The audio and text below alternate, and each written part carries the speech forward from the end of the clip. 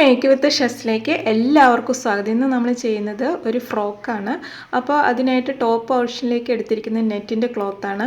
അടിയിലേക്ക് നമ്മൾ കോട്ടൺ സിൽക്കിൻ്റെ ക്ലോത്താണ് എടുത്തിരിക്കുന്നത്. അടിയിലേക്ക് 2 മീറ്ററും മുകളിലേക്ക് 1/2 മീറ്ററുമാണ് എടുത്തിരിക്കുന്നത്. ഇനി മുകളിൽ നെറ്റിൻ്റെ ക്ലോത്ത് ആയതുകൊണ്ട് അടിയിൽ നമ്മൾ കോട്ടൺ ലൈനിങ് ആണ് വെച്ചിരിക്കുന്നത്, ക്രീം കളർ കേട്ടോ. അതിനുശേഷം ആവശ്യമുള്ള നീളം നമ്മൾ എടുക്കുക. അപ്പോൾ എനിക്കിത് 14 ഇഞ്ചാണ് നമ്മുടെ യോക്ക് പോർഷൻ വേണ്ടത്.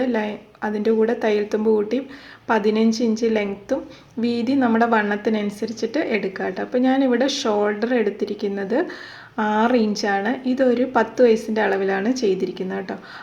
അത് തന്നെ നമ്മൾ ആം ഹോളായിട്ട് എടുത്തിരിക്കുന്നു. അതിനെ ഇതുപോലെ സ്ട്രെയിറ്റ് ആയിട്ട് വരച്ചു കൊടുത്തു. ഇനി നമുക്ക് ഈ ലൈനിൽ ചെസ്റ്റ് മാർക്ക് ചെയ്യാം. ചെസ്റ്റ് ഇവിടെ ഞാൻ 8 ഇഞ്ചാണ് മാർക്ക് ചെയ്ത് 1.5 ഇഞ്ച് തയ്യൽ തുമ്പും കൂടി കൊടുത്തു കേട്ടോ. അപ്പോൾ നിങ്ങളുടെ ആവശ്യത്തിനനുസരിച്ച് ചെസ്റ്റ് കൊടുക്കുക കേട്ടോ. അതിനുശേഷം ഇതുപോലെ വരച്ച് നമ്മൾ ആം ഹോൾ ഒന്ന് കർവ് ചെയ്ത് വരച്ചു കൊടുത്ത് ഈ കോർണറിൽ നിന്ന് ഒരു 1.5 ഇഞ്ചോളം ഇതുപോലെ മാർക്ക് ചെയ്തിട്ട് ഇങ്ങനെ ഒന്ന് ഷേപ്പ് ചെയ്ത് വരച്ചു കൊടുത്താൽ മതി കേട്ടോ. അതിനുശേഷം 1/2 ഇഞ്ച് മുകളിൽ ഷോൾഡർ സ്ലോപ്പ് മാർക്ക് ചെയ്തു. ഇനി താഴത്തെ വണ്ണം മുകളിൽ നമ്മൾ 8 ഇഞ്ചാണ് എടുത്തത്. അതിൽ നിന്ന് 1 ഇഞ്ച് കുറച്ച് 7 ഇഞ്ചാണ് മാർക്ക് ചെയ്തിരിക്കുന്നത് കേട്ടോ. അതിനുശേഷം അവിടെ 1.5 ഇഞ്ച് തയ്യൽ തുമ്പ് കൊടുത്തു. ഇതൊക്കെ ആവശ്യത്തിനനുസരിച്ച് നിങ്ങളുടെ വണ്ണം എടുക്കുക കേട്ടോ. ഇനി നമ്മൾ ഇതുപോലെ യോജിപ്പിച്ച് കൊടുക്കുക. തയ്യൽ തുമ്പ് വരച്ചതും യോജിപ്പിച്ച് കൊടുക്കുക. താഴെ നിന്ന് 1 ഇഞ്ചോളം കയറ്റി ഇതുപോലെ മാർക്ക് ചെയ്ത് കൊടുക്കുക. അതിനുശേഷം ഇത് ആർച്ച് പോലെ വരച്ച് ഈ പോർഷൻ നമ്മൾ കട്ട് ചെയ്ത് മാറ്റും. ഇനി നെക്കിൻ്റെ വിഡ്ത്ത് മാർക്ക് ചെയ്യുന്നത് 3 ഇഞ്ചാണ്. അത് നിങ്ങളുടെ ആവശ്യത്തിനനുസരിച്ച് മാർക്ക് ചെയ്യുക കേട്ടോ. അവിടെ നിന്ന് ഷോൾഡർ സ്ലോപ്പിലേക്ക് ചരിച്ച് മാർക്ക് ചെയ്യുക. ഈ പോർഷൻ നമ്മൾ കട്ട് ചെയ്യും. ബാക്ക് നെക്ക് 2 ഇഞ്ചാണ് ഞാൻ മാർക്ക് ചെയ്യുന്നത്. അതിനുശേഷം ബോക്സാക്കി റൗണ്ട് കൊടുക്കുക. ഞാൻ അതിനുശേഷം ഫ്രണ്ട് നെക്ക് 3 ഇഞ്ച് മാർക്ക് ചെയ്തു കേട്ടോ. അപ്പം ഫ്രണ്ടും ബാക്കും ഞാൻ വേർതിരിച്ച് മാർക്ക് ചെയ്തെങ്കിലും 3 ഇഞ്ചിൽ തന്നെയാണ് കട്ട് ചെയ്യുന്നത് കേട്ടോ. അപ്പോൾ അത് നിങ്ങളുടെ ആവശ്യത്തിനനുസരിച്ചിട്ട് കുറച്ചും കൂട്ടി നിങ്ങൾക്ക് കട്ട് ചെയ്തെടുക്കുക. ഇപ്പോൾ ഞാൻ രണ്ടും 3 ഇഞ്ചിൽ തന്നെ കട്ട് ചെയ്ത് മാറ്റി കളഞ്ഞു. ഇനി ഷോൾഡർ സ്ലോപ്പ് മാർക്ക് ചെയ്ത് നമ്മൾ ആ പോർഷനും കട്ട് ചെയ്തു. അതിനുശേഷം ആം ഹോൾ മാർക്ക് ചെയ്ത ആ ലൈനിൽ കൂടി അതും കട്ട് ചെയ്ത് മാറ്റി കേട്ടോ. ഇനി നമുക്ക് താഴേക്ക് ഇതുപോലെ തയ്യൽ തുമ്പ് മാർക്ക് ചെയ്തെടുത്തേക്ക് കട്ട് ചെയ്തു. ഇനി ആർച്ച് നമ്മൾ കട്ട് ചെയ്ത് മാറ്റി. ഇതെന്തിനാണെന്ന് വെച്ച് കഴിഞ്ഞാൽ നമ്മുടെ സ്കേർട്ട് ഇവിടെ യോജിപ്പിക്കുമ്പോൾ അല്ലെങ്കിൽ തൂങ്ങി നിൽക്കും, അതിന് വേണ്ടിയിട്ടാണ്, അതില്ലാതിരിക്കാനാണ് നമ്മളിങ്ങനെ കട്ട് ചെയ്തത്. ഇനി സെൻറ്റർ ഒന്ന് കട്ട് ചെയ്തു കേട്ടോ, ഇതിൻ്റെ സെൻറ്റർ അറിയുന്നതിന് വേണ്ടിയിട്ട്. അതിനുശേഷം ചെസ്റ്റ് മാർക്ക് ചെയ്ത് കൊടുത്തു, വേസ്റ്റ് മാർക്ക് ചെയ്ത് കൊടുത്തു, ചെറിയ കട്ടിങ് കൊടുത്തു. കാരണം നമ്മൾ ലൈനിങ്ങും എല്ലാം കൂടി ഒരുമിച്ചിടുമ്പോൾ ഈ കട്ടിങ് കറക്റ്റാക്കി വെച്ച് കഴിഞ്ഞാൽ നമുക്ക് അളവ് മാറിപ്പോവാതിരിക്കും. ഇനി മറു സൈഡിലേക്കും കൂടി നമ്മൾ ആ വരച്ച ലൈനൊന്ന് വരച്ചു കൊടുക്കുകയാണ്. അപ്പോൾ നമുക്ക് പിന്നീട് വരയ്ക്കേണ്ട ആവശ്യം വരുന്നില്ലല്ലോ. അപ്പം ഇവിടെ ഒന്നും കൂടി വരച്ചു കൊടുത്തു. ഇനി ഇതുപോലെ തന്നെ നെറ്റിൻ്റെ ക്ലോത്തും നമ്മൾ കട്ട് ചെയ്തെടുത്തു കേട്ടോ, ഈ ലൈനിങ് വെച്ചിട്ട്. ഇനി നമ്മൾ ഓപ്പൺ ആക്കിയിട്ട് ഇങ്ങനെയാണ് വരുന്നത്. അതിലേക്ക് നമ്മൾ സ്റ്റിച്ച് ചെയ്യാനായിട്ട് ഇതേപോലെ കണ്ട് നല്ല വശം നമ്മൾ ലൈനിങ്ങിൻ്റെ മുകളിലേക്ക് വെച്ചിട്ട് നമ്മളിവിടെ ഈ ലൈനിങ് വെച്ച് അടിച്ച് മറയ്ക്കുകയാണ് ചെയ്യുന്നത് കേട്ടോ. അപ്പോൾ ഷോൾഡർ ഒന്നും യോജിപ്പിക്കേണ്ട, ഈ നെക്കും ഹോളിൻ്റെ അവിടെയും നമ്മൾ കട്ട് ചെയ്തിട്ട് മറയ്ക്കുകയാണ് ചെയ്യുന്നത്. ഞാൻ സ്റ്റിച്ച് ചെയ്ത് വരുമ്പോൾ കാണിക്കാം കേട്ടോ. ഇനി അടിയിലേക്കുള്ള നമ്മുടെ ഈ ബോക്സ് പ്ലീറ്റ് ഇടുന്ന സ്കേർട്ടിൻ്റെ പോർഷന് വേണ്ടിയിട്ട് കോട്ടൺ സിൽക്കിൻ്റെ 2 മീറ്റർ ക്ലോത്താണ് നമ്മൾ എടുത്തിരിക്കുന്നത് കേട്ടോ. അപ്പം അരവണ്ണത്തേക്കാളും ഒരു 3 ഇരട്ടിയെങ്കിലും വലിപ്പം ഉണ്ടെങ്കിൽ വീതി ഉണ്ടെങ്കിൽ നമുക്ക് ബോക്സ് പ്ലീറ്റ് ആണെങ്കിൽ കറക്റ്റായിട്ട് കിട്ടുള്ളൂ. ഇനി ലെങ്ത്ത് നിങ്ങളുടെ ആവശ്യത്തിനനുസരിച്ച് എടുക്കുക കേട്ടോ. ഇപ്പോൾ ഇത് 2 മീറ്ററിന് ഞാനിപ്പം കണ്ടോ ഇതുപോലെ 4ആയിട്ട് മടക്കി ഇട്ടിരിക്കുകയാണ്. അപ്പം നമുക്ക് ഏകദേശം 4 ഇരട്ടിയോളം വേസ്റ്റ് വിഡ്ത്തിനേക്കാളും ഒരു വിഡ്ത്ത് കിട്ടുന്നുണ്ട് ഇവിടെ ക്ലോത്തിന് 2 മീറ്റർ ഉള്ളത് കൊണ്ട് കേട്ടോ.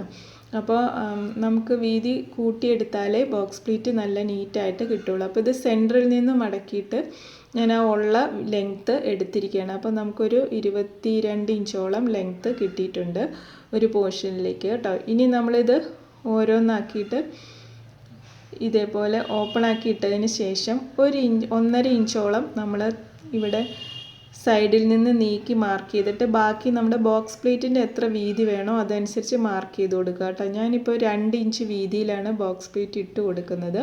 അതനുസരിച്ച് ഞാനിവിടെ മാർക്ക് ചെയ്ത് കൊടുത്തു. ഇനി നമുക്ക് ആദ്യം നമ്മൾ 1.5 ഇഞ്ച് വിട്ട് അതിലേക്ക് ഈ കണ്ടോ ഈ പിന്നെ വീണ്ടും 2 ഇഞ്ച് മാർക്ക് ചെയ്തത് ഇതേപോലെ ആദ്യത്തെ പോർഷൻ തയ്യൽ തുമ്പിന് വേണ്ടിയിട്ട് നമ്മൾ 1.5 ഇഞ്ച് ഇട്ട് കൊടുക്കുക. അതിനുശേഷം വീണ്ടും 2 ഇഞ്ച് വീതമാണ് മാർക്ക് ചെയ്തത്. അപ്പോൾ ഇതേപോലെ കേട്ടോ നിങ്ങൾ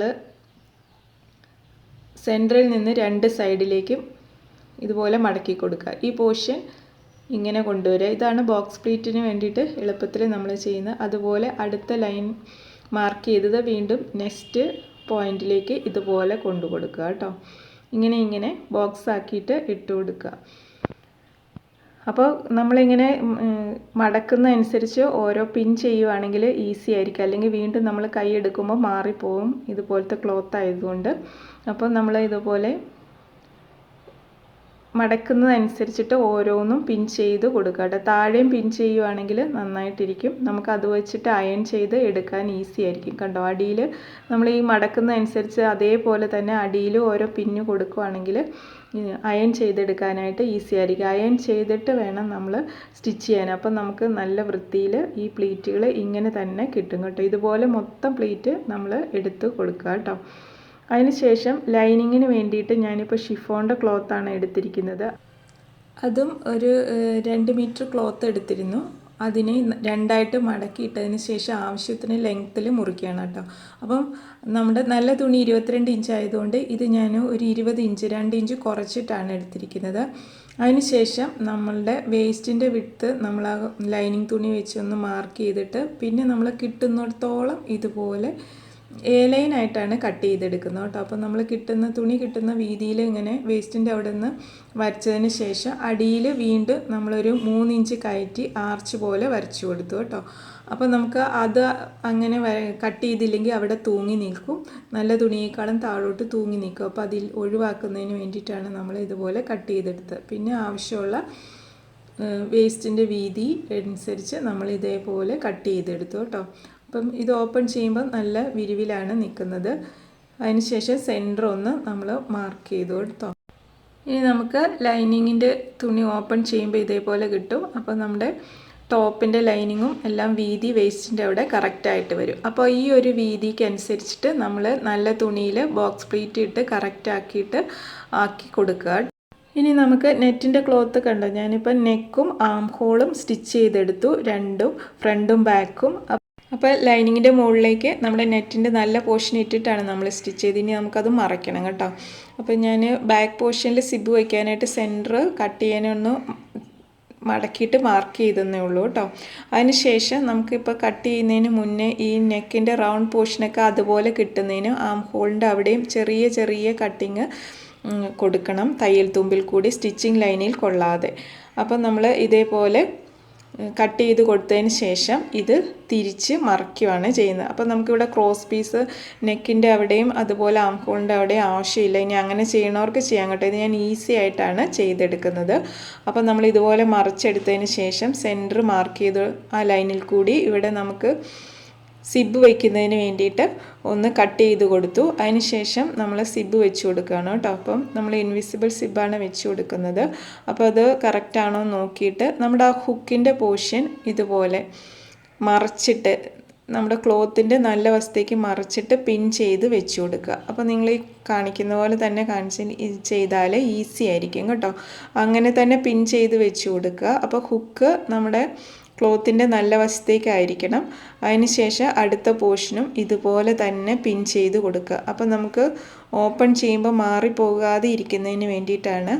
സിബ് ഓപ്പൺ ചെയ്യുമ്പോൾ അല്ലെങ്കിൽ നമ്മൾ തെറ്റിപ്പോവും സ്റ്റിച്ച് ചെയ്യുന്നത് കേട്ടോ.